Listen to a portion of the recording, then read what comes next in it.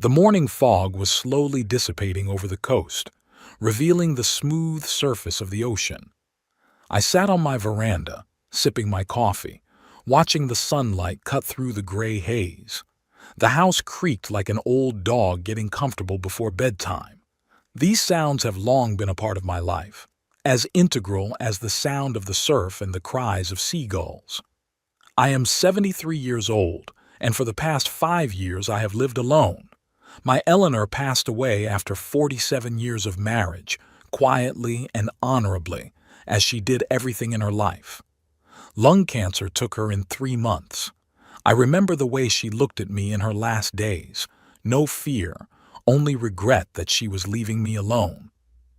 "Cornelius," she used to say, "don't let the children fill the void. Fill it yourself." At the time, I didn't understand what she meant. I do now. Our little house in Marysville wasn't luxurious.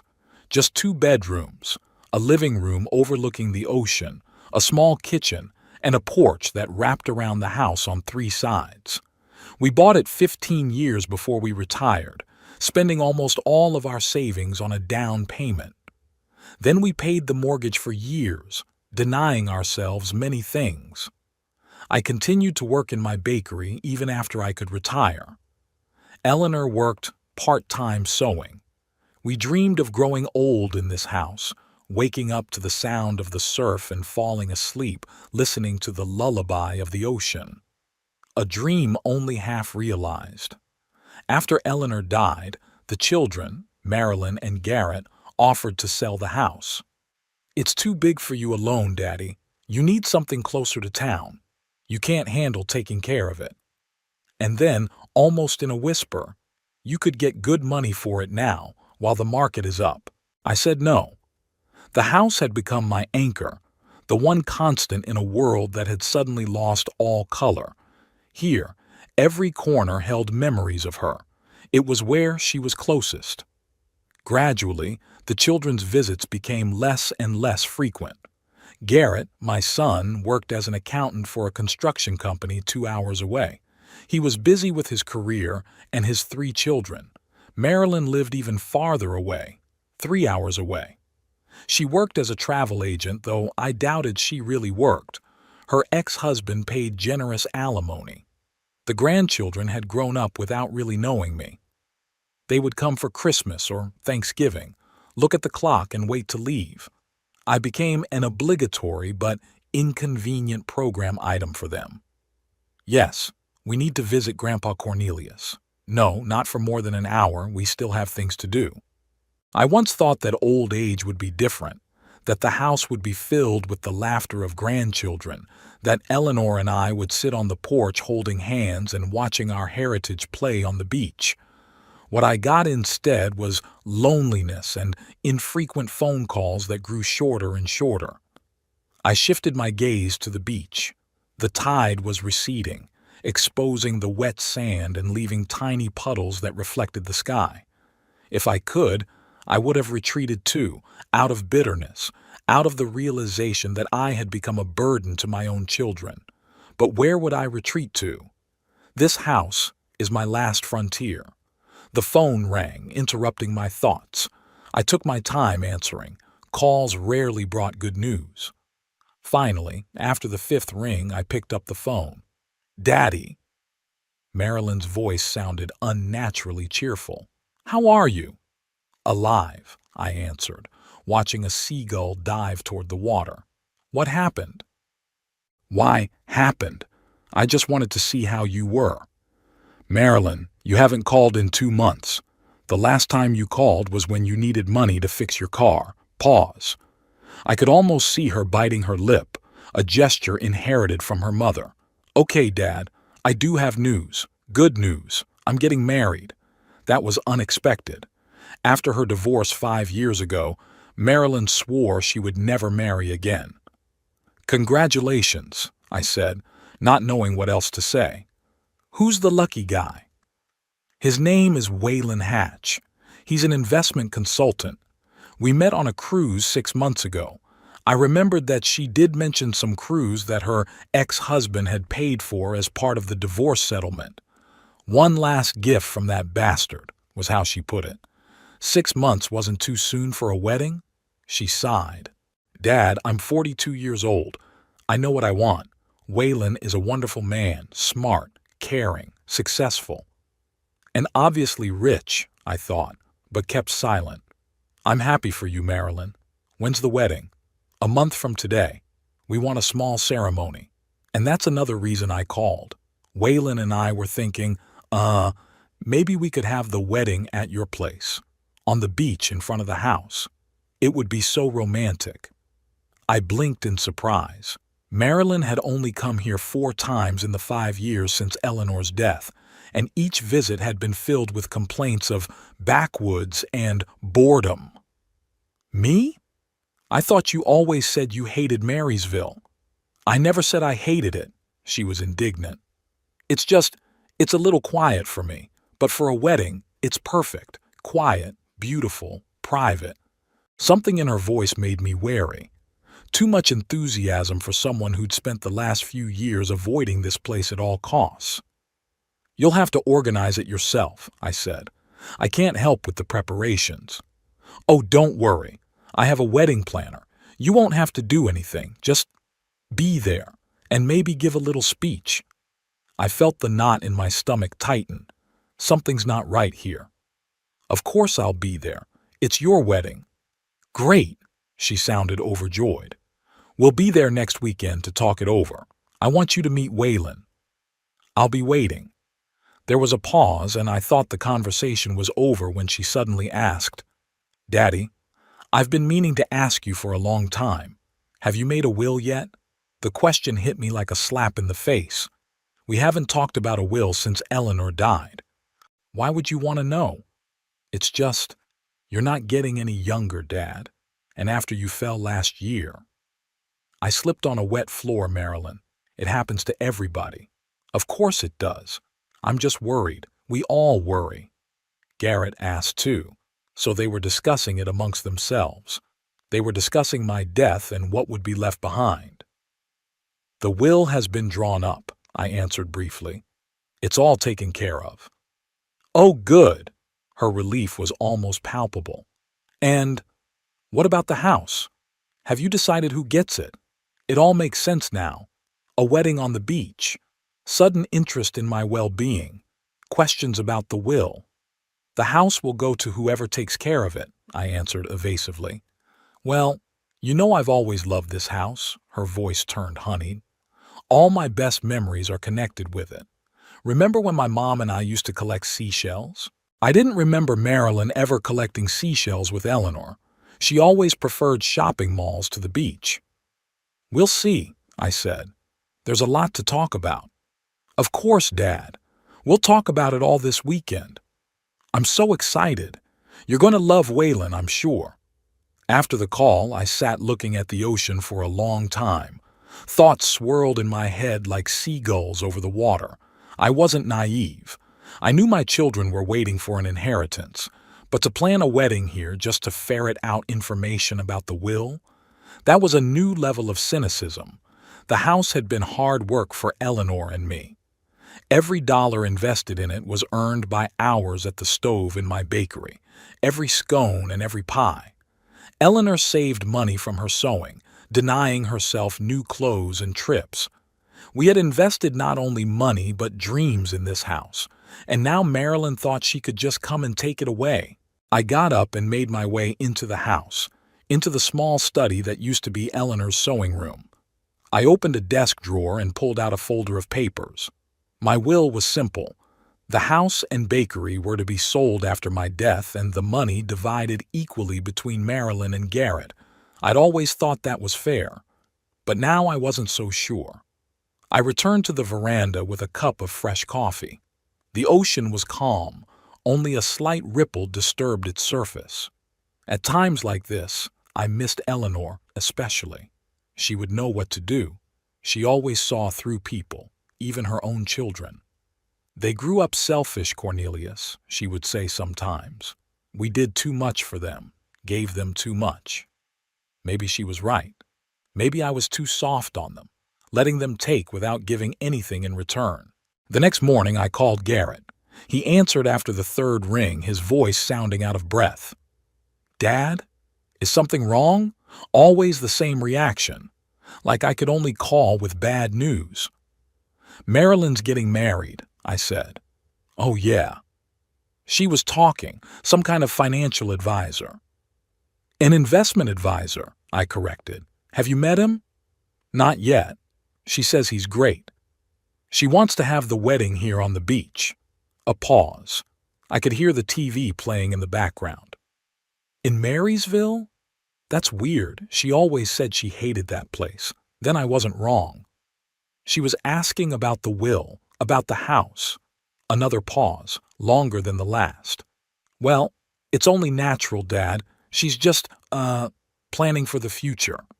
"My future or her own?" Garrett sighed. "Look, you know Marilyn. She's always been a little, straightforward. Don't take it personally." "Do you know anything about this Whalen guy?" "Not much. Seems like he had some problems with his previous business. But Marilyn says he's doing well now.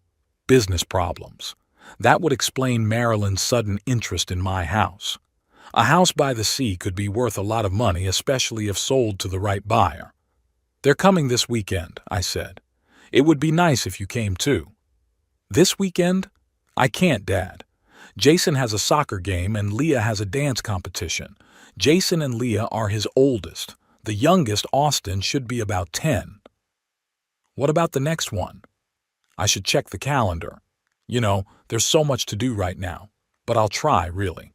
I knew he wasn't coming. Garrett always tried, but he rarely had the time. "All right, son. Let me know if you can." After talking, I decided to take a walk on the beach. The day was clear, the sun reflecting off the water in millions of glints. I walked slowly, leaning on my cane. Ever since I slipped in the bathtub last winter, my knee had been bothering me in the cold weather. The beach was deserted, with only a couple of dogs running around at the water's edge and their owners, a young couple sitting on the sand holding hands. Looking at them, I remembered myself and Eleanor. We too had once sat like that, dreaming of a future that seemed endless. The future ended faster than we thought. I stopped and looked at my house from a distance. It looked small and vulnerable against the ocean. The blue paint on the walls was a little faded. The porch was in need of repair. But to me, it was beautiful. It was the home Eleanor and I had created, our sanctuary, our beacon. And now Marilyn wanted to take it away. Use her wedding as an excuse to get information about the will.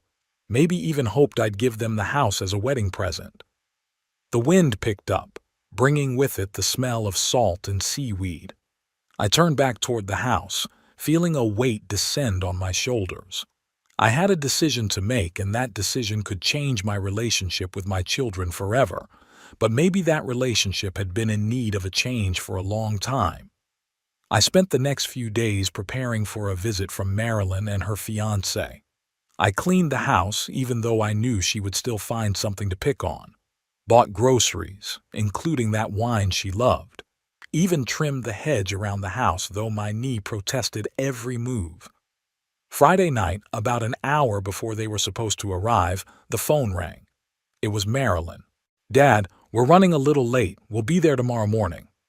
Whalen got held up at work. "Of course," I said, trying to hide my disappointment. "I'll be expecting you tomorrow." "And Daddy?" Her voice got quieter. "I'm so glad you agreed to the wedding at the house. It means so much to me." I felt a prick of conscience. Maybe I was wrong. Maybe she really did cherish the house and the memories associated with it. "It's your home too, Marilyn," I said. "It always had been." "Thank you, Dad. I'll see you tomorrow." I hung up the phone and looked at the table set, at the bottle of wine that would now wait until tomorrow. A strange feeling of desolation swept over me. I was ready for the battle that was postponed for the day. I decided to take a walk before going to bed.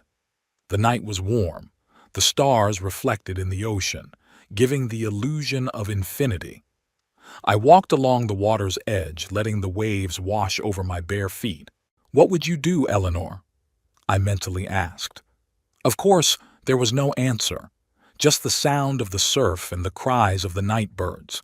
But I knew my wife. She would protect what we had created together.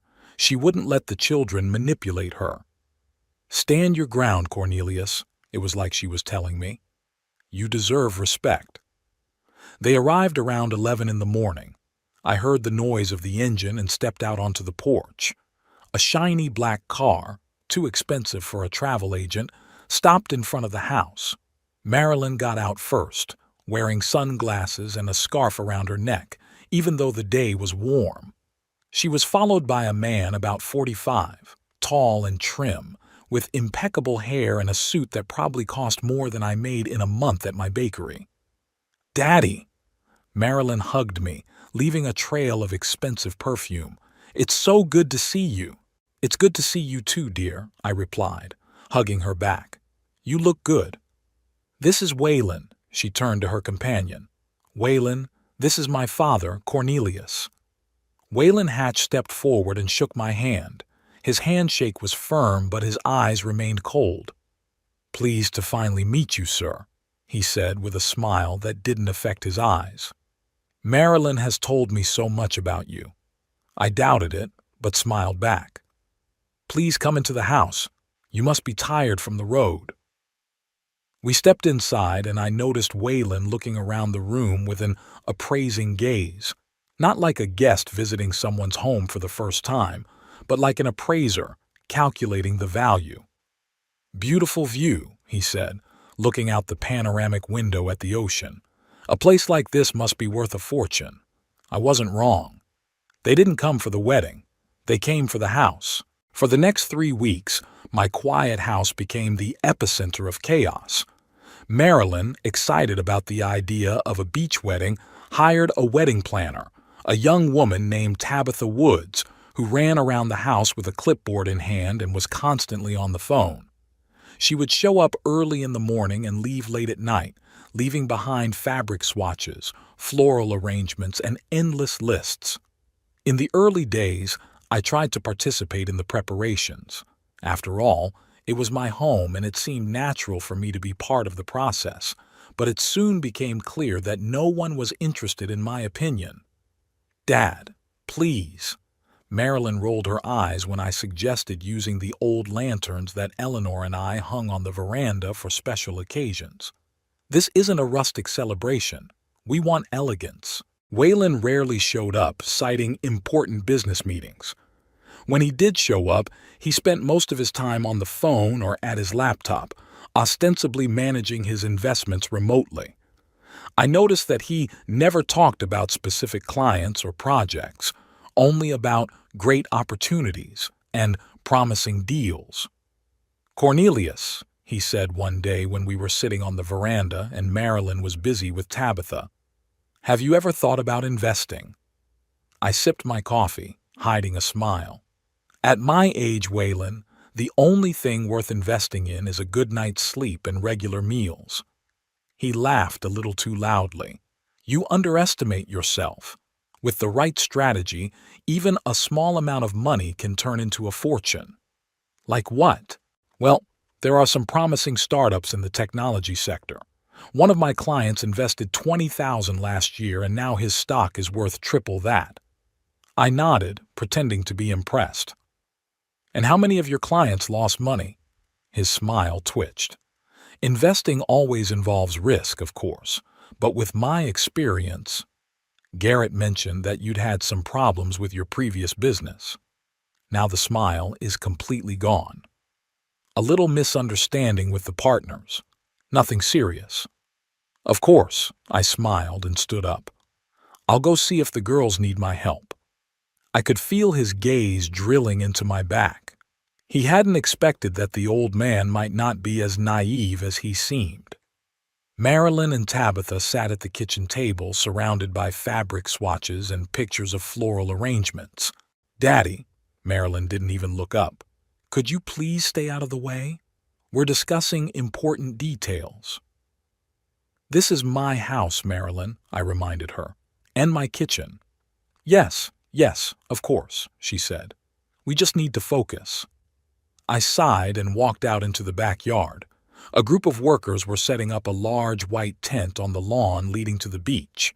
Others were arranging rows of white chairs, aligning them with almost military precision. "Hello." I approached the man who appeared to be in charge of the process. "I'm Cornelius, the owner of the house."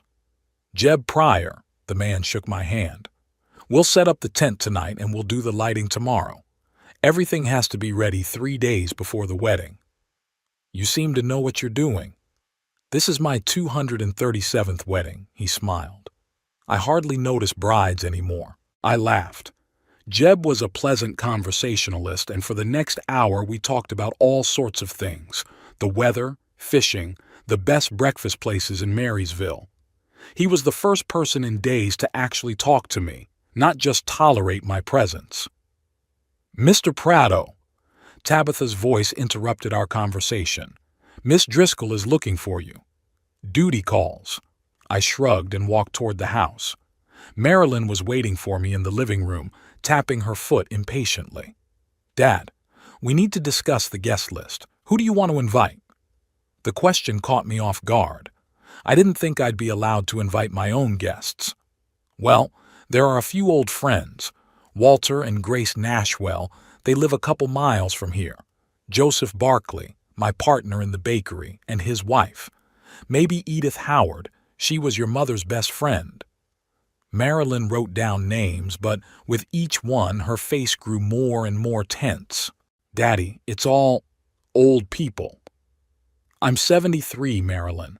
Most of my friends are about my age." "I understand, but," she bit her lip, "we want the wedding to be, energetic, young. And you don't want a bunch of old people ruining the picture." "That's not what I meant." But her eyes said otherwise. "All right," I said, standing up. "Don't invite any of my friends. After all, it's your wedding." "Dad, please don't take offense. It's just that space is limited and your friends are more important than mine. I get it, Marilyn." I left the room, feeling invisible in my own home. It was becoming a familiar feeling. The next day, Garrett arrived with his wife, Lorena, and youngest son, Austin. The older kids stayed home. Jason had an important soccer game and Leah had rehearsal. "You look good, Dad," Garrett said, hugging me. "How's the knee?" "It's creaky, but it's holding up," I answered, surprised that he remembered my injury. Austin, a 10-year-old boy with perpetually disheveled hair, barely said hello and went straight to his clipboard. "Austin," Lorena touched his shoulder, "say hello to Grandpa normally." "Hi, Grandpa," he mumbled, not taking his eyes off the screen.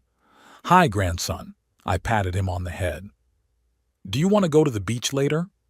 I'm a level down." "Austin." Lorena looked embarrassed. "It's okay," I said. At his age, I wasn't burning to spend time with old people either. We went into the house where Marilyn immediately engaged Lorena in a discussion of wedding plans. Garrett and I went out on the veranda with a bottle of beer for him and a glass of whiskey for me. "How are things going at work?" I asked. "Normal. The usual routine. How's your bakery?" "Joseph's doing okay." I stopped by once a week to check the books and talk to customers. We were quiet for a while, looking out at the ocean. Garrett took a big sip of beer. "What do you think of Waylon?" he finally asked. "What am I supposed to think? Marilyn is happy." "That's not an answer, Dad." I sighed. "I think he's not who he says he is, and I think he wants my house." Garrett choked on his beer. "What? What makes you think that?"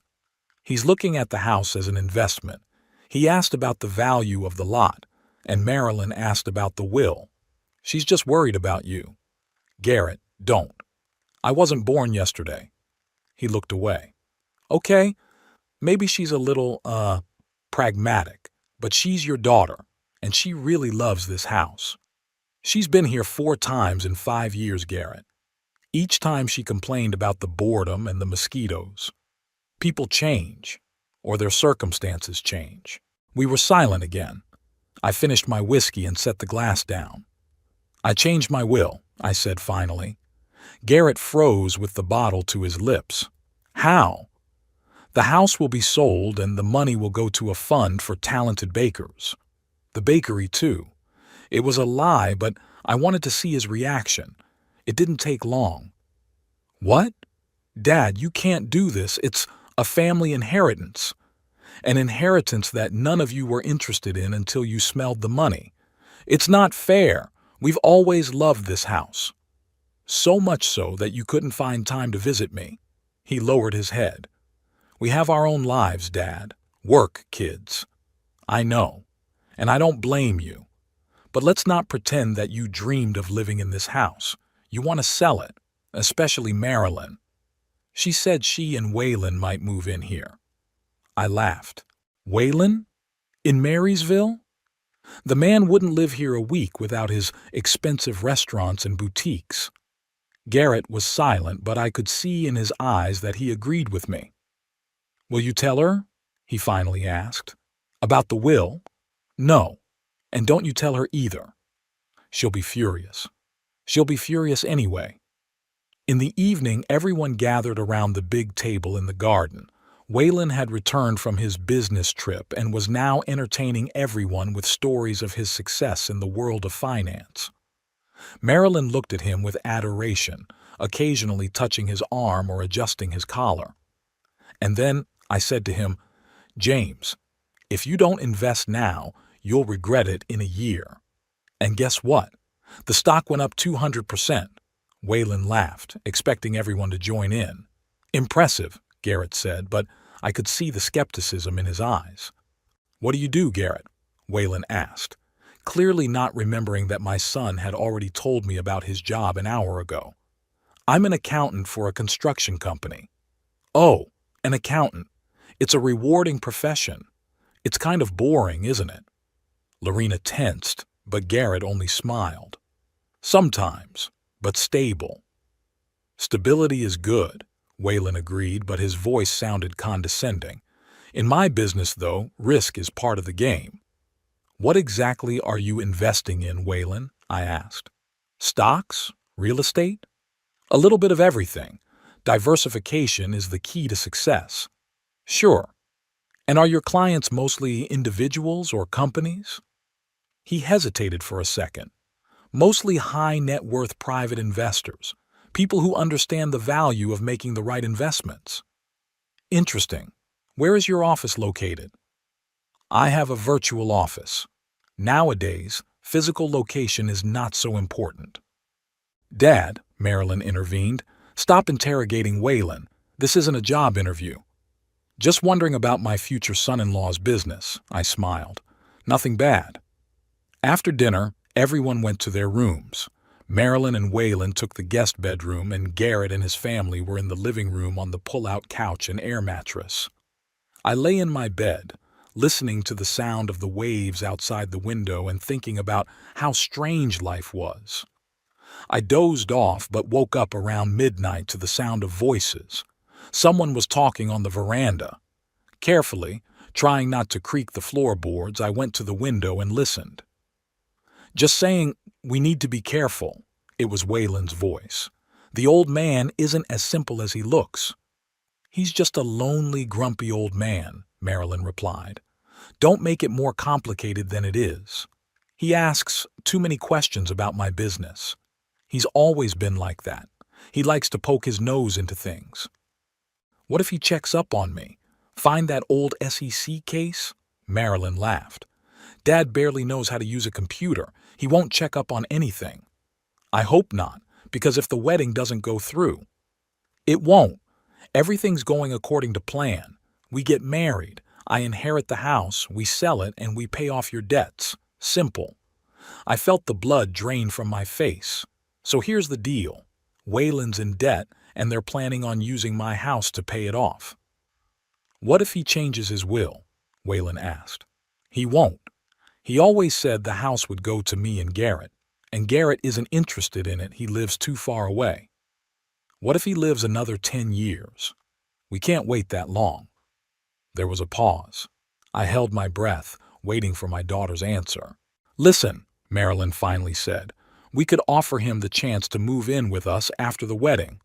We'll tell him we're worried about his health, that he shouldn't live alone in such a big house. He'll agree.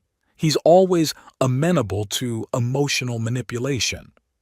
And then, and then we find a good nursing home, something decent enough so we don't feel too guilty. Sell the house and pay off your debts. What about the bakery?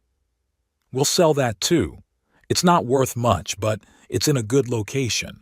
Could bring in about 200,000. I leaned against the wall, feeling weak in my legs. My own daughter was planning to send me to a nursing home and sell everything I'd created in my life, and she was talking about it as coldly as if she were discussing buying a new car. And Garrett? Waylon asked. Would he go for it? Garrett's too busy with his perfect family to get involved. Besides, he has a good job. He doesn't need the money like we do. How much could the house be worth? You said about 700,000. 790,000 last appraisal. Maybe even more if you get it right. Ocean view, private beach, 2 acres of land. Some realtors were talking 850. That's enough to cover most of the debt and start over. See? It's all gonna work out. Just be nice to Daddy before the wedding. I'm trying, but he's looking at me like he can see right through me. Don't be paranoid. He's just a lonely old man who's happy to have any company. Even if he suspects something, what can he do? They fell silent, and soon I heard the sound of the door closing. They had gone back into the house. I cautiously went back to bed, but sleep wouldn't come. Their words rolled around in my head, each one like a stabbing knife. Emotional manipulation. Nursing home. 790,000. I lay staring at the ceiling and thought about Eleanor. What would she say when she heard our daughter say these things? How does she plan to get rid of me as if I were an unwanted thing? Eleanor had always been stricter with her children. Don't spoil them, Cornelius, she used to say. They must know the value of money, the value of labor. But I couldn't resist their requests. Always gave them what they wanted. New toys, fancy clothes, money for college, for their first car, for a down payment on an apartment. And this is how they repaid me. Plans to put me in a nursing home to take over what Eleanor and I had built with our hard work. I got up at dawn feeling older than my years. Every joint ached. Every step was difficult. I made coffee and walked out onto the veranda, watching the first rays of sunlight paint the ocean pink. What should I do? Confront them? Cancel the wedding? Change the will? All options seemed painful. All led to a break with my family, the only thing I had left after Eleanor's death. But did I have a real family? Were these people who saw me only as a source of inheritance a family? Eleanor used to say, true love requires no proof. And my children did. All the time. Money, time, attention. And now they were demanding my house, my bakery, my life. I finished my coffee and made my decision. Garrett and his family left after breakfast, citing Austin's school commitments. Marilyn stayed behind to continue wedding preparations. Daddy, she said at lunch when Waylon was absent again for business reasons, I wanted to talk to you about something. Yes, darling. Waylon and I were thinking, maybe after you get married you should move in with us. This house is too big for one person and we're worried about you. I almost laughed, exactly like the scenario I overheard last night. That's very thoughtful of you, I said, acting touched, but I love this house. I feel your mother's presence here. I understand, but you're 73, Dad. You live alone, away from the city. What if you fall again? What if you get sick at night? I have a cell phone, and the neighbors check on me every day. Still, it's not like living with a family. I looked her in the eye. Where will your house be, Marilyn? Waylon was talking about San Francisco. She blushed slightly. We haven't decided yet. Maybe somewhere closer to you. Marysville? I didn't hide my skepticism. Maybe, or a neighboring town. That's very nice of you, I patted her hand. But let's get back to this conversation after the wedding. You have too much on your plate right now. She looked displeased but didn't insist. Speaking of the wedding, I continued, I'd like to give you a special gift. Her eyes lit up. Really? What is it? It's a surprise. I'll announce it during the reception. Oh, Daddy, she hugged me. You're the best. I hugged her back, feeling bitter at the realization that her delight was not due to my concern, but to the expectation of material gain. In the following days, the wedding preparations reached their peak. The house was filled with florists, decorators, cooks. Tabitha was everywhere at once, handing out instructions and checking every detail. Marilyn was getting more and more nervous, picking on everything and constantly changing decisions. I tried to stay out of the way, watching as if from the sidelines. It wasn't my wedding. It wasn't my party. I was just a decoration, a comfortable old man who provided a beautiful venue and would soon provide his home. On the eve of the wedding, Waylon found me in my office. I was looking through old photographs, Eleanor and the children on the beach, our wedding, the first day at the bakery. Cornelius, he said, standing in the doorway. Am I interrupting? Come in, Waylon. Have a seat. He sat down across from me, squirming awkwardly in his chair. I wanted to thank you for everything you do for us. It means a lot to Marilyn. She's my daughter. I want her to be happy. She will be, I promise. I'll take care of her. I hope so. He was quiet for a moment, obviously choosing his words. Marilyn mentioned that you were preparing some special gift. Well, here's the real reason for the visit. Yes, it's a surprise. Of course. I'm just wondering, is it something we should know about in advance? For planning purposes, you know? No, it's nothing like that. Just a small gesture from a loving father. I see. He looked disappointed. Well, thanks again for everything. He stood up but stopped at the door. You know, Cornelius, I've always admired this house. It's such a beautiful place. If you ever decided to sell, I'll let you know first, I smiled. He nodded and walked out. I went back to the photos, stopping at the shot of Eleanor standing on the veranda, looking out at the ocean. She was so beautiful, so strong. You were right, love, I thought. I shouldn't have let them fill the void. I should have filled it myself. My daughter Marilyn's morning began with mild chaos. From 6 in the morning, the house was filled with people. Florists were arranging the last of the arrangements. Waiters were preparing the marquee for the reception. The photographer was checking the lighting. I watched this hustle and bustle from my bedroom window, keeping a low profile. After all, it was her day. At least that's what she thought. I dressed in the suit I'd bought especially for the occasion, dark blue with a vest. Eleanor always said that color suited me. As I tied my tie, I caught my reflection in the mirror. Gray hair, wrinkles around my eyes, slumped shoulders. When did I get so old? And when did my children become such strangers? A knock on the door interrupted my musings. Dad? It was Garrett. Can I come in? Sure. He came in, already dressed in his suit, gray with a blue tie. He looked tense. How are you? He asked, sitting down on the edge of the bed. Fine, I replied, tightening my tie. And you? I'm fine. Just a lot of people. We didn't talk for a moment. Garrett wanted to say something, but he didn't dare. Spit it out, I said finally. What happened? He sighed. Marilyn said you'd be sitting at table 7 with Aunt Martha and Uncle Lloyd. I grinned. Aunt Martha was Eleanor's 87-year-old cousin, nearly deaf and in the early stages of dementia. Uncle Lloyd, her husband, was little better. The nursing home, then. Dad, I tried. Don't worry, Garrett. I don't take offense. But I took offense. This was my home, my land. I paid for most of this wedding, and I was relegated to the back corner like an inconvenient piece of furniture. There's something else. Garrett lowered his eyes. She wants you to give a speech during the reception. It's only natural. I'm the father of the bride. Yeah, but, she wants you to announce your wedding gift, publicly. It all makes sense now. Marilyn expected me to announce the transfer of the house. Do it in front of all the guests so I couldn't back out later.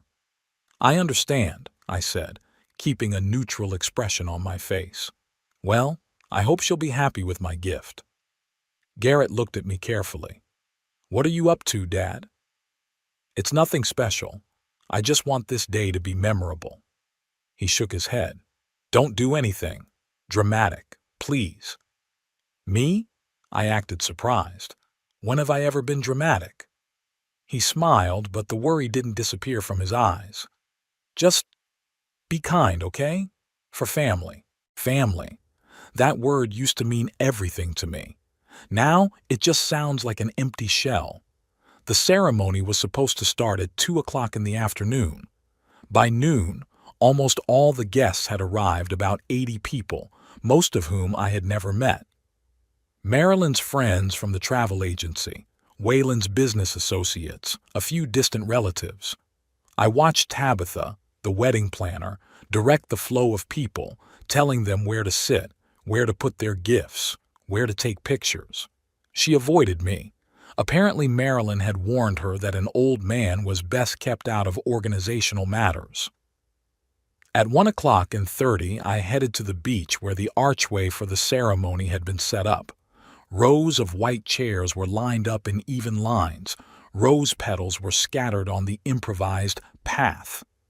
The sea was calm, the sky a perfect blue. The weather, at least, was on Marilyn's side. "Mr. Prado!" Tabitha called out to me. "You should be in the house. The bride will be ready soon." Of course, I nodded and slowly wandered back inside. There was more madness in the house. Bridesmaids in pastel blue dresses were running between rooms, carrying stilettos, powder, and champagne. A photographer clicked his camera, trying to capture natural moments that were carefully staged. Marilyn was in her, or rather guest, bedroom, surrounded by stylists and makeup artists. When I knocked, one of her girlfriends opened the door. "Oh, Mr. Prado, Marilyn is almost ready. Wait downstairs, please." The door closed before I could say anything.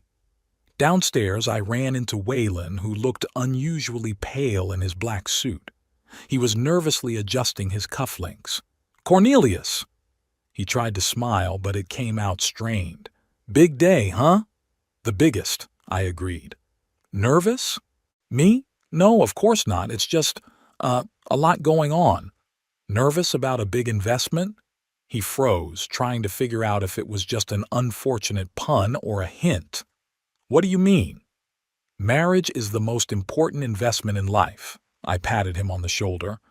"More rewarding than any stock, if you invest sincerely." "Oh yeah, of course it is." "I hope you have enough capital, Waylon." With that, I walked away, leaving him confused. At 2 o'clock, the guests were seated.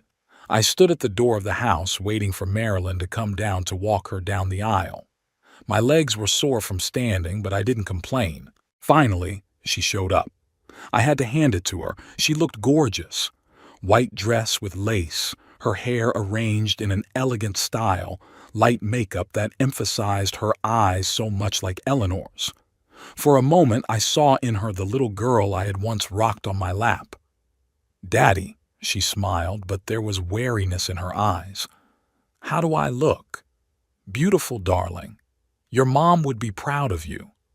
A shadow ran across her face, either at the mention of her mother or at the thought that Eleanor would have seen through her intentions. "Thank you," she took my arm. "You ready?" "Always." We went out onto the veranda. The musicians began to play the wedding march. The guests had risen. Waylon was waiting at the altar, his face contorted at the sight of his bride, perhaps at the thought of the house that would soon be his. I slowly led Marilyn down the aisle, each step difficult, partly because of my knee, partly because of the weight on my heart. When we got there, the pastor, an older man who seemed to have been hired through an agency, uttered the standard phrase, "Who gives this woman to be married to this man?" I looked at Marilyn, then at Waylon. For a moment I wanted to say, "No one, turn around and take my daughter away." To save her from this marriage of convenience, from this man who saw her only as a means to get to my property. But she made her choice, and she had to live with the consequences. "Me," I said and stepped back. The ceremony was short and impersonal. The pastor read the standard words about love and fidelity, which sounded particularly ironic in the context of what I knew. Marilyn and Waylon exchanged vows that I was sure neither of them intended to fulfill. Rings were put on, a kiss was exchanged, and the pastor pronounced them husband and wife. The guests applauded. I clapped too, mechanically and without enthusiasm. After the ceremony, everyone moved to a large tent set up on the lawn. The tables were decorated with flowers and candles. The bar was stocked with all kinds of alcohol, and a jazz quartet was playing in the corner. Everything was elegant and expensive. As Garrett had predicted, I was seated at table number 7, in the far corner of the tent. I was accompanied by Aunt Martha, Uncle Lloyd, an elderly couple I'd never met before, and a single woman in her 60s who introduced herself as Caroline Elliott, Marilyn's colleague. "You must be very proud of your daughter," Caroline said as we sat waiting for dinner to be served. "Of course I am," I replied automatically. "Such a beautiful house you have. And the grounds. How long have you lived here?" 15 years. My wife and I bought it before I retired." "Oh, I heard about your loss. I'm sorry for your loss." I nodded, not wanting to get into the subject with a stranger. "Marilyn said you might move in with them after the wedding," Caroline continued. "That's so nice of them. I almost choked on my wine." "She said that?" "Yes. She mentioned that you're becoming, you're having trouble running the house on your own. So Marilyn was already spreading the story about my supposed incapacity, preparing the ground." "Interesting," I said, trying to remain calm. "And what else was she telling?" "Well, that you'd been forgetful lately, that you get confused sometimes. Normal age-related problems, nothing to worry about." I clenched my fists under the table. My own daughter was spreading rumors about my dementia to justify her plans to put me in a nursing home. Dinner passed in a tense atmosphere. I barely touched the food, although it must have been excellent judging by the rave reviews at the other tables. I watched the head table where Marilyn and Waylon sat surrounded by bridesmaids and friends of the groom. They were laughing, drinking champagne, looking happy. The perfect couple, the perfect deception. After dessert, the toasts began. First, the best man spoke, some buddy of Waylon's from Wall Street, who talked about their friendship and how lucky this guy was to find such a beautiful woman. Then the maid of honor, she showered Marilyn with compliments and wished the newlyweds wealth and happiness, with special emphasis on the former. Finally, Tabitha took the microphone and announced, "And now the floor to the father of the bride, Mr. Cornelius Prado." There was silence. All heads turned toward my table. I slowly stood up, leaning on my cane, and walked toward the small stage where the microphone stood. Each step was difficult, but not because of the pain in my knee. It was because of what I was about to do. I took the microphone and looked around the room. Dozens of faces looked at me with polite expectation. At the head table, Marilyn looked tense, her smile strained. Waylon was frankly nervous, tapping his fingers on the table. "Good evening," I began. "For those who don't know, I'm Cornelius Prado, father of the bride." Polite applause. When a child is born, parents dream of its future. Eleanor and I dreamed that our children would grow up to be kind, honest, hard-working, that they would value family and care for each other. I paused, sipped water from the glass that stood next to the microphone. Marilyn had always been a special girl, determined, knowing what she wanted. Those qualities had helped her in life, in her career. Marilyn smiled, clearly flattered. She didn't realize what I was getting at. Today she had found someone who shared her ambitions. Waylon. I nodded toward the groom. A man who knows exactly what he wants and how to get it. Waylon smiled nervously, clearly sensing a catch. The newlyweds have asked me to announce the wedding gift I've prepared for them.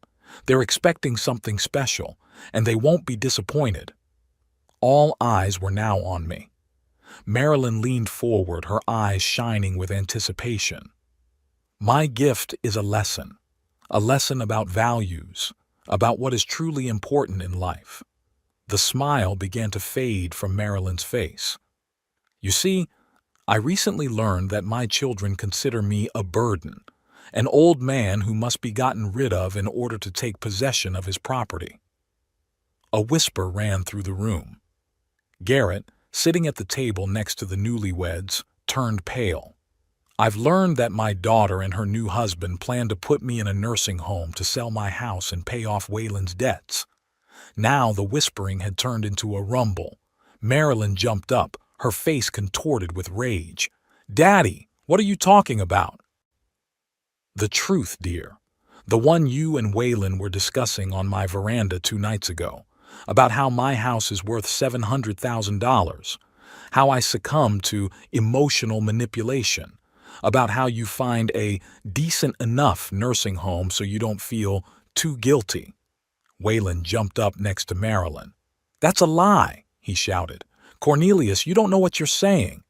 I know perfectly well, and I have a good memory, despite the rumors about my forgetfulness that my daughter spreads among her friends. I turned to the guests, many of whom looked shocked. So, my wedding gift. I announced that my house is not for sale, that I am not moving in with the newlyweds, that I'm not going into a nursing home, and that this wedding is the last event to be held on my land. Marilyn rushed toward the stage, her face red with anger and embarrassment. Dad, stop it! You're embarrassing me in front of everyone! You embarrassed yourself, Marilyn, with your plans, with your greed. You're out of your mind. She turned to the guests. Don't listen to him. He's suffering from dementia. Dr. Phelps will confirm it. Dr. Phelps who? I asked. I didn't see any Dr. Phelps. You don't remember, she screamed. You don't remember anything. Waylon walked toward her, trying to lead her away from the scene. Marilyn, calm down. People are watching. I don't care. She pushed him away and turned back to me. Dad, you're ruining the most important day of my life. No, Marilyn, I'm saving the rest of my life from your plans. Garrett got up from his seat and walked toward the stage.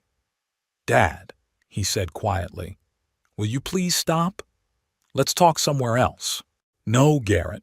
Everyone needs to know the truth about how your sister planned to use this marriage to take over my estate. Marilyn made a sound like a growl. You old vicious liar, Waylon, tell him.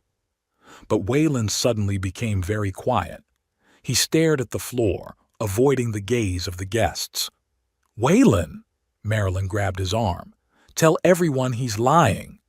Marilyn, Waylon spoke very quietly. Let's get out of here. No, I'm not going to let him ruin our wedding. I put the microphone back on the stand. The wedding's already happened, Marilyn. You're husband and wife. Congratulations. But the reception is over, and I want everyone off my property. Immediately. The guests began to rise awkwardly from their seats. No one knew how to react to this situation. Some just wanted to get away from the scandal. Others looked as intrigued as a reality show audience. Marilyn grabbed the microphone. No one is going anywhere. This is my wedding and it will go on. But it was too late. People were already reaching for the exit, avoiding looking at the bride. This is all because of you. Marilyn turned to me, her eyes full of hatred. You always ruin everything, always thinking about yourself. I'm thinking about the house your mother and I spent years building, about the bakery I built with my own hands, about the life you wanted to take from me. This was supposed to be our inheritance, she screamed. Our right. Inheritance comes after death, Marilyn, not before. She threw the microphone on the floor. Get out of here. Get out of my wedding. I looked at her, sadly. This is my house, Marilyn. You can't kick me out of my own home. Then I'm leaving, she turned to the remaining guests. The party continues at the Ocean View Hotel. Everyone is invited. No one moved from their seats. The guests looked embarrassed and awkward. Marilyn let out a cry of frustration and rushed toward the exit of the tent. Waylon followed her, casting me a look of anger and fear? Fear? Yes, he was afraid. Afraid that his plans were ruined, that his debts would go unpaid, that his deception would be exposed. Garrett came up to me as I was coming down from the stage. "Did you really have to do that?" he asked, his voice full of reproach. "Yes," I answered firmly. "I had to." "She'll never forgive you." "I know." We stood in the nearly empty tent watching the last of the guests leave in a hurry. Lorena came up to us holding Austin's hand. "We should probably go too," she said quietly.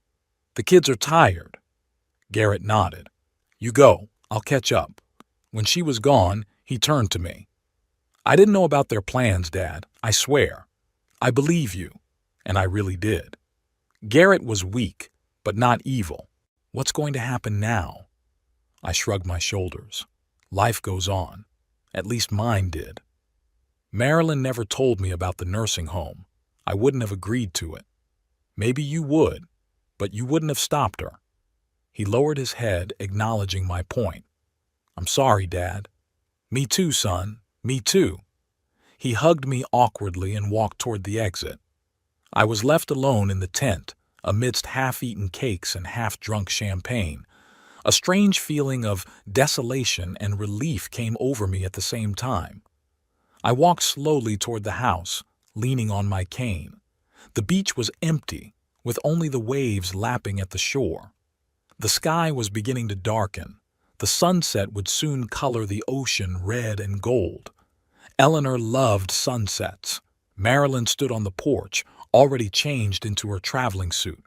Her eyes were red from tears, but her gaze was hard. "I'll come get my things in a week," she said as I approached. "Until then, I don't want to see you." "Whatever you say. You ruined my wedding, humiliated me in front of all my friends, in front of Waylon's family. You planned to put me in a nursing home so you could sell my house. What's worse? That's not true. You got it all wrong. You're old. You're crazy." "Don't go on, Marilyn. I heard your conversation, word for word."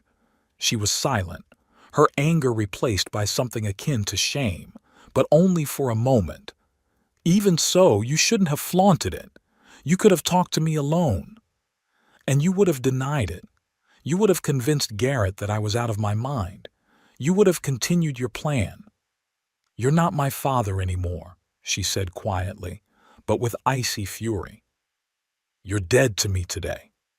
Her words hit me like a physical blow. Despite everything I knew about her intentions, to hear it from my own child was unbearably painful. "If that's the case, I died a lot sooner," I replied. "The moment you began to see me only as a source of inheritance." She turned and walked to the car where Waylon was waiting.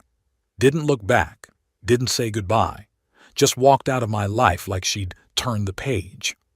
I watched their car pull away, taking my daughter and her husband away from the house they were so eager to get their hands on. Part of me wanted to run after them, to apologize, to put things back the way they were.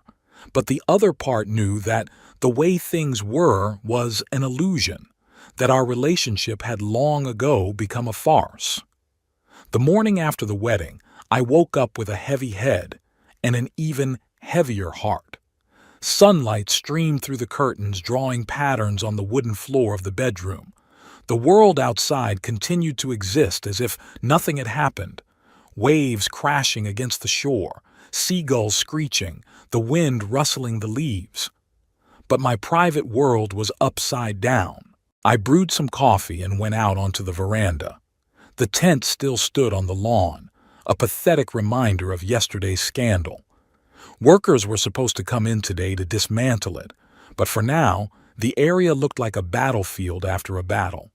Overturned chairs, abandoned glasses, crumpled napkins.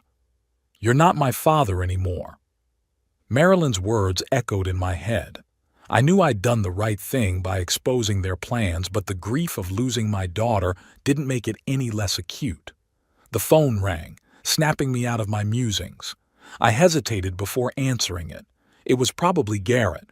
Or maybe it was Marilyn herself, ready to unleash her wrath on me. "Hello?" I finally spoke. "Cornelius? It's Walter. Walter Nashwell, my old friend and neighbor who lives a mile and a half down the coast from me. One of the few friends Marilyn didn't invite to the wedding." "Walter," I was relieved. "Good morning. I heard about yesterday's, incident. It's all Marysville's talking about." I sighed. News travels fast. Grace's niece was at the wedding. She was a waitress. Told us all about it in great detail. "So, what's the word in town?" It varies. Some people think what you did was cruel. Others say you did the right thing to protect yourself. Personally, I'm on your side." I smiled. Walter was always a straightforward man. "Thanks, buddy. That's not the only reason I'm calling. Grace went to the supermarket this morning and saw your brother-in-law there. Ex-son-in-law, I guess. Anyway, he was asking about lawyers, particularly interested in those who specialize in declaring incapacity. I'm tense, so they didn't back down. They just changed tactics. Thanks for the warning, Walter. Be careful, Cornelius. These two are obviously up to something." I sat for a long time after that conversation, thinking about the situation. The declaration of incapacity was a serious matter. If they could convince the court that I was incapable of making decisions for myself, they could gain control of all my assets. I wasn't naive. I am 73 years old. I had the usual age-related problems, sometimes forgetting where I put my keys, sometimes getting my names mixed up. But I was sane, fully aware of my actions and their consequences. I needed protection. I picked up the phone book and started looking for lawyers.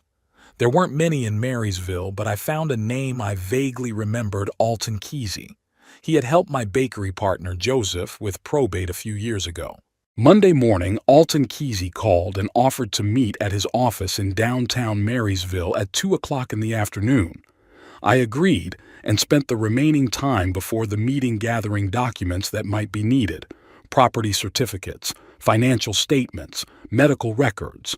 Alton's office was located in a small brick building on Main Street. Alton himself was younger than I expected, barely in his 40s, with shrewd eyes behind stylish glasses. "Mr. Prado," he shook my hand.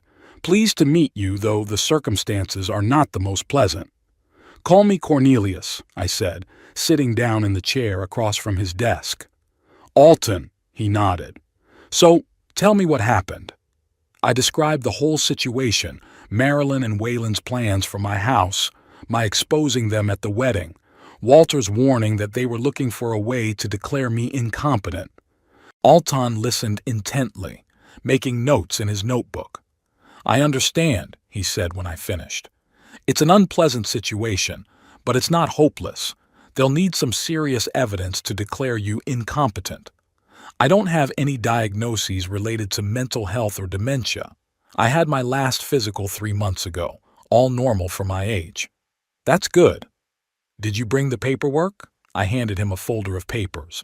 He took a quick look through them, nodding occasionally. "Finances are fine. Payments are regular. The house is fully paid for. Everything looks stable. No judge will see any signs of incapacity here." "So I have nothing to worry about?" "I wouldn't say that.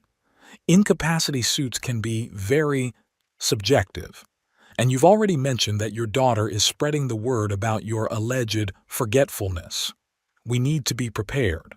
3 days later, I received an official letter from the San Francisco law firm of Bronson, Whitley and Associates.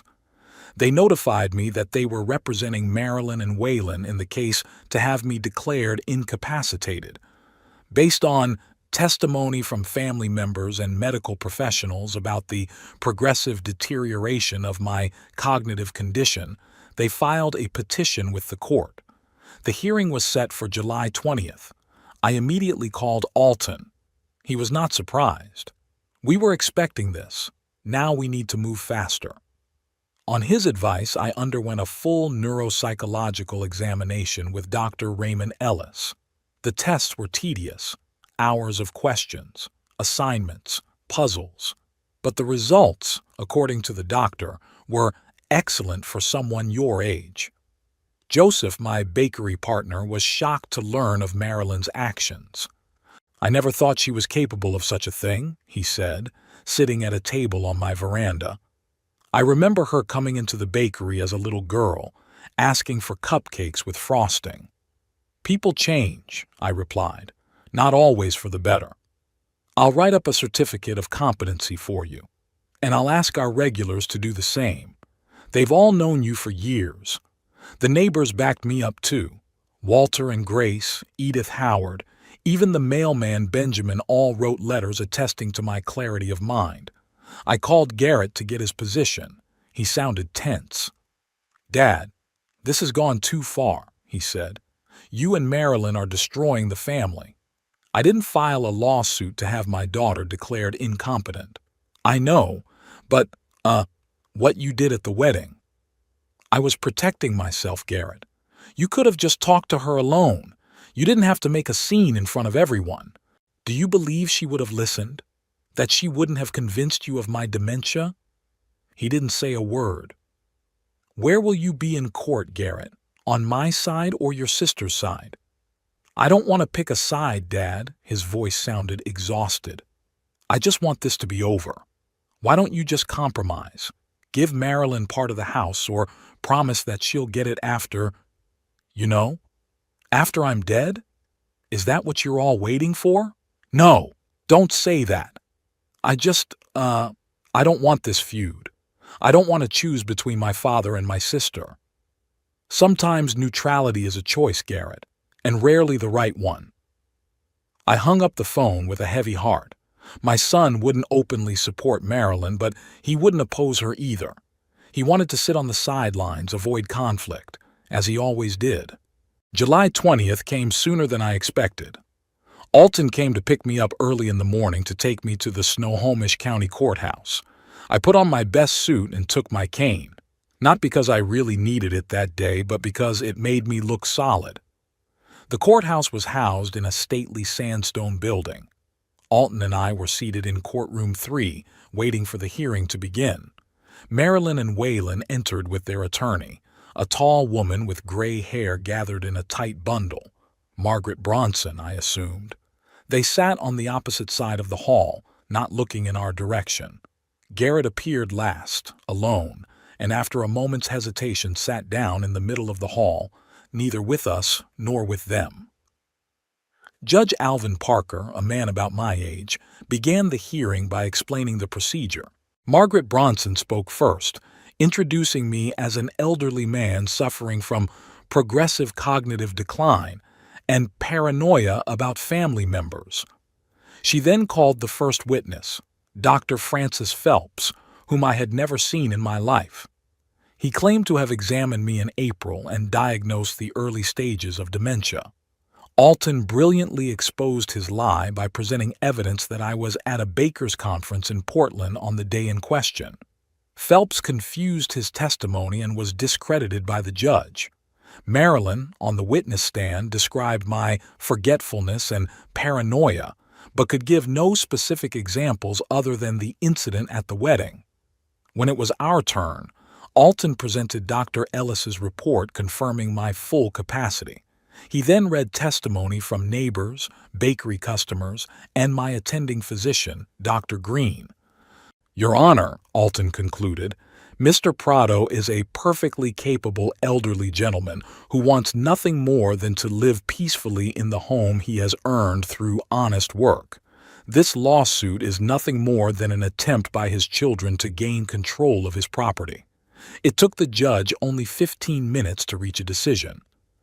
Having considered all of the evidence presented, I deny the petition to declare Mr. Cornelius Prado incompetent. All medical evidence indicates that he is fully aware of his actions and their consequences. Moreover, I find it troubling that the petitioners attempted to present false medical reports to the court. Marilyn sobbed quietly, and Waylon put his arm around her shoulders, casting hateful glances at me. "Case dismissed," the judge banged his gavel. Alton and I walked out of the courtroom. I was relieved but not happy. I'd won the case, but I'd lost my family. "Are you all right?" Alton asked as we walked down the courthouse steps. "I'll be fine," I replied. "It just takes time." Garrett caught up with us in the hallway. "Dad," he began uncertainly. I was going to say, "There's no need, Garrett," I interrupted him. "You made your choice. Or rather, you didn't. It's not fair." I was trying to remain neutral. "There's no neutral in the war between truth and lies, son. I just wanted the family to stay intact. The family stopped being whole a long time ago. I just didn't want to admit it." I turned to leave, but Garrett grabbed my arm. "Don't do this, Dad. Don't push us all away." I looked him in the eye. "I'm not pushing anyone away. I just stopped letting myself be used." "What about the grandkids? Don't you want to see them?" "Of course I do, but on my terms. Not as an ATM grandfather or a potential inheritance, but as a man who's respected." I walked out of the courthouse feeling a strange mixture of victory and defeat. I had kept my home, my independence, my dignity, but I had lost my family, and despite all their flaws, it was the only family I had. On the way home, I looked out the car window at the scenery passing by and thought about how strange life is.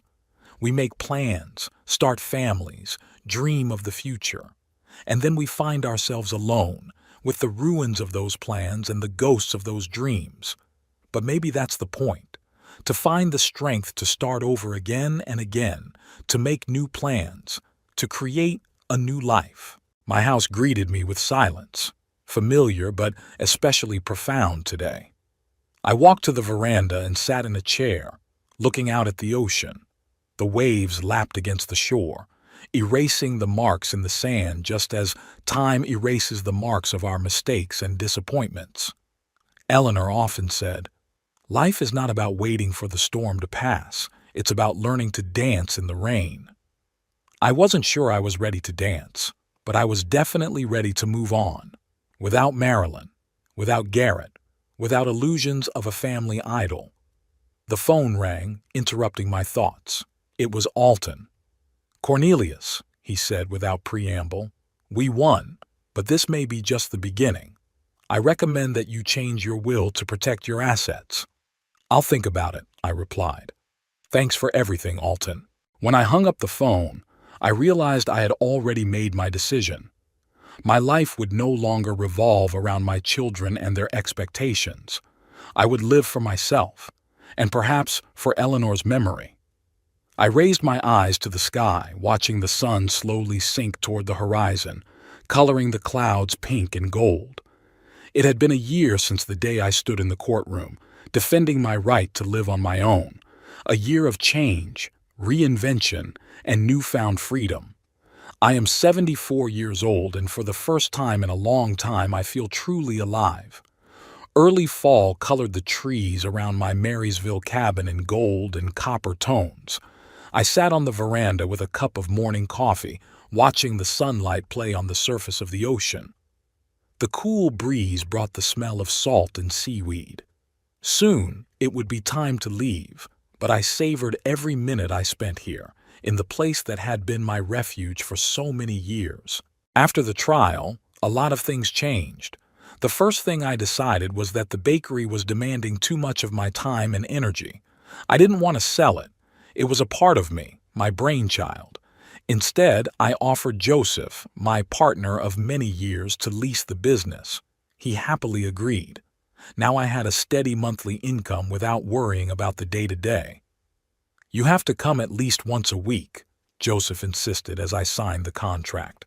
"The customers miss your stories," and I did. Usually on Thursdays, when the bakery was less crowded, sitting at a table by the window, drinking coffee, talking to the regulars. Some of them became real friends. Freed from everyday worries, I started traveling. At first it was small trips to neighboring cities, to the coast, then further afield, Portland, Seattle, Vancouver. I stayed in small hotels and guest houses, got to know the locals, tried new food, visited museums and theaters. In January, I traveled to Europe for the first time in many years. 2 weeks in Italy, Rome, Florence, Venice. Eleanor had always dreamed of visiting there. We had planned this trip for our golden wedding anniversary but didn't make it in time. I took her picture with me and mentally showed her all these amazing places. When I got home, I realized I didn't want to live in the past anymore. My house was full of memories, good and bad, but they were all pulling me back to a life that no longer existed. I needed to move on. I started attending the Marysville Community Center, which hosted a variety of activities for seniors, from yoga classes to cooking classes.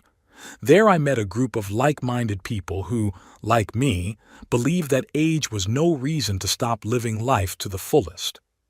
Abigail Woodward, a 72-year-old widow, taught art and convinced me to try painting. "You have a wonderful sense of color, Cornelius," she said, as she watched my first clumsy attempts at painting the ocean. "You just need practice." Harlan Kinsley, a former literature professor, organized a book club where we discussed classics and contemporary works. Thanks to him, I discovered authors I'd never even heard of before.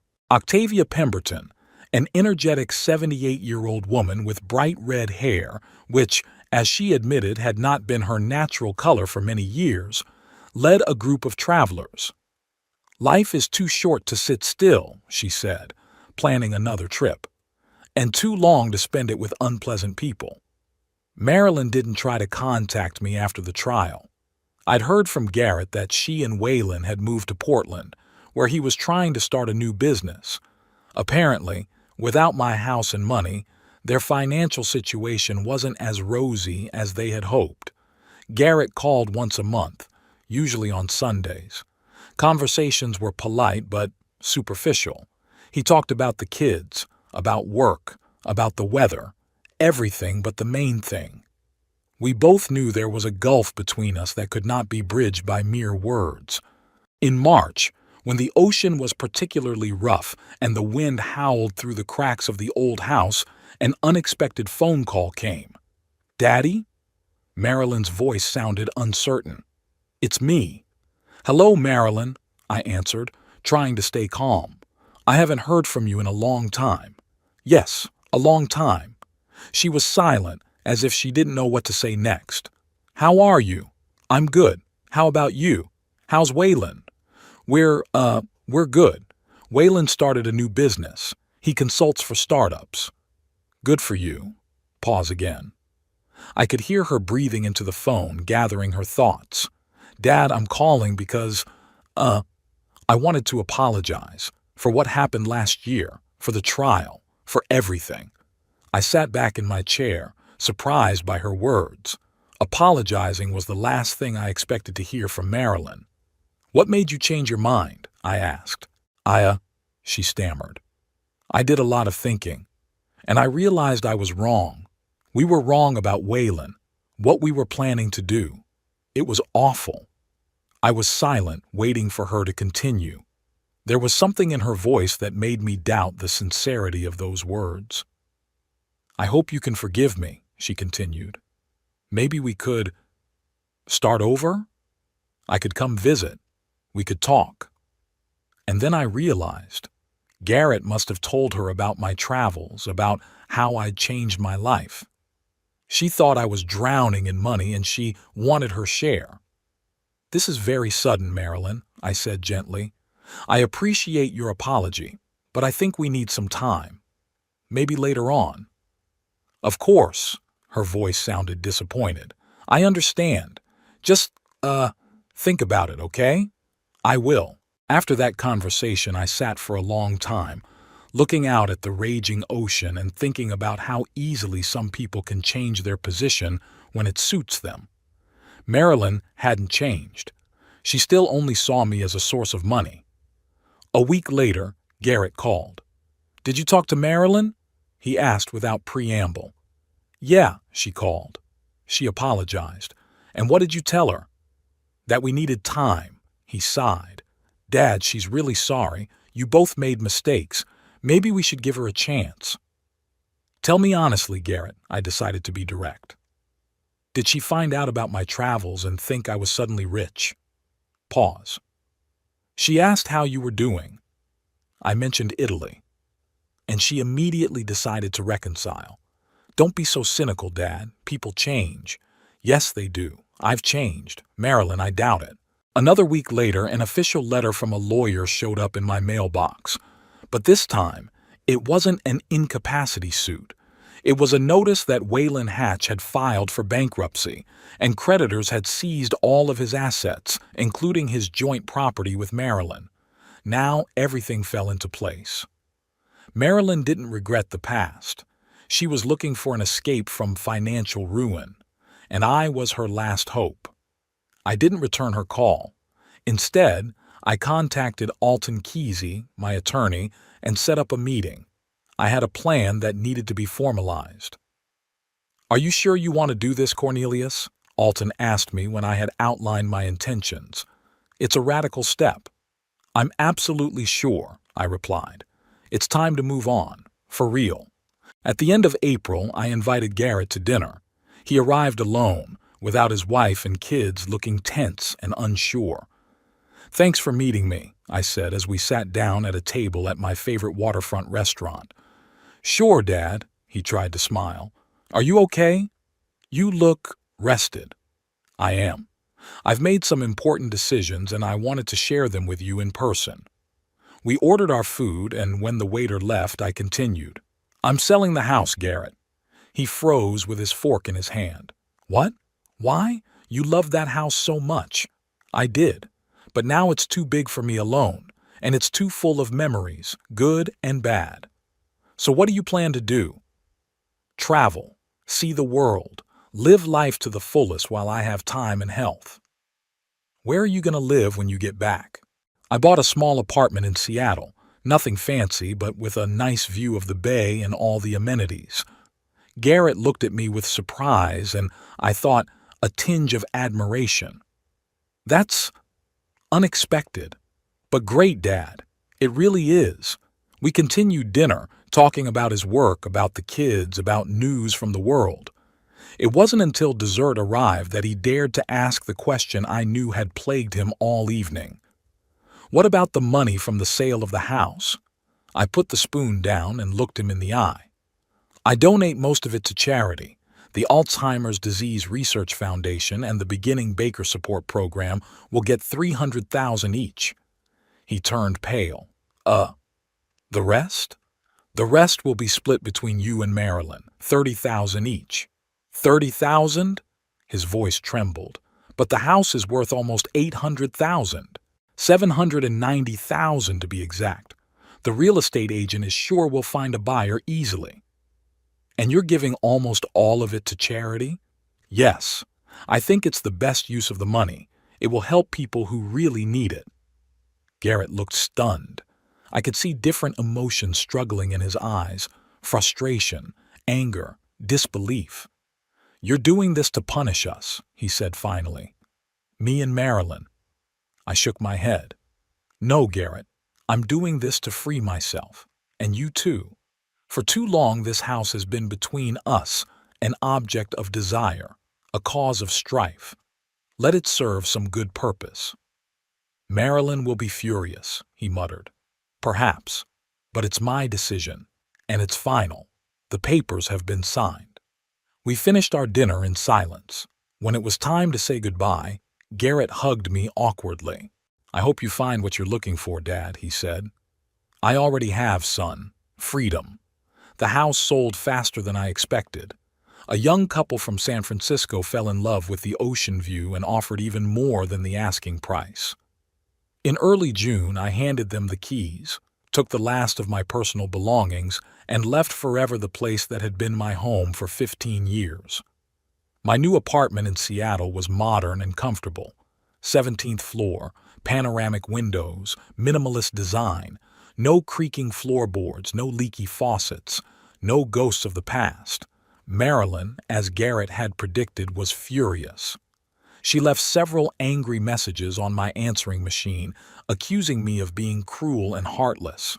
I didn't call back. Our conversation was over many months ago, on the courthouse steps. Instead, I focused on planning my first real adventure, a round-the-world cruise. 160 days across 3 oceans, with stops in 26 countries. I had always dreamed of seeing the world, and now that nothing was holding me back, I could finally realize that dream. Harlan and Octavia from the book club decided to join me. We spent hours discussing the itinerary, planning excursions, reading guidebooks. Octavia, a former geography teacher, knew amazing facts about every port on our itinerary. "Imagine, Cornelius," she said, showing me pictures of Santiago in Chile. "Here you can see the Andes on one side and the Pacific Ocean on the other. 2 natural wonders in one place." The day of sailing came in late June, a clear, sunny day, perfect for the start of a new journey. I stood on the deck of the huge cruise ship Odyssey of the Seas, watching Seattle slowly drift away. The harbor cranes, the skyscrapers, the mountains on the horizon, everything grew smaller, becoming a miniature panorama. Harlan and Octavia stood beside me, as excited as I was. "To new adventures," Harlan raised his glass of champagne. "To new friends," Octavia added. "To new life," I finished the toast. We drank, watching the sun sparkle in the water. The open sea and endless possibilities were ahead of us. Old grudges, disappointments, and regrets were behind us. I thought about Eleanor, how she had always supported me, even in the most difficult times, how she believed in me more than I believed in myself. I thought I could almost hear her voice. "Go forward, Cornelius. Don't look back." And I didn't look back. Seattle disappeared over the horizon, and with it, my old life. The deck beneath my feet vibrated slightly as the powerful engines drove us farther and farther out to sea. The Odyssey cut smoothly through the waves, heading south to the first stop on our journey, San Francisco. From there, we were to sail to Los Angeles, then Mexico, Central America, through the Panama Canal to the Caribbean. I breathed in a full chest of salty sea air. At 74, I was embarking on the greatest adventure of my life, without the shackles of the past, without the weight of obligation, without manipulation from those who should have loved me unconditionally but couldn't. Octavia touched my shoulder. "What are you thinking about, Cornelius?" "About freedom," I answered, smiling, "and how late I realized its value." "Better late than never," she winked. "Now let's go explore the ship. I hear there's a great restaurant overlooking the stern." We walked along the deck, 3 older adventurers ready for new discoveries. I felt a lightness I hadn't experienced in years. It was as if the heavy weight I had been carrying all my life had finally fallen from my shoulders. The house by the sea, which had once been the center of my existence, now seemed like a distant memory. So did the pain of betraying my children, as did the loneliness I had so long considered my destiny.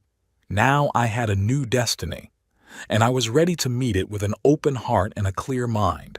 The ship was picking up speed, leaving the shores of America behind. Ahead lay a whole world full of wonder and opportunity.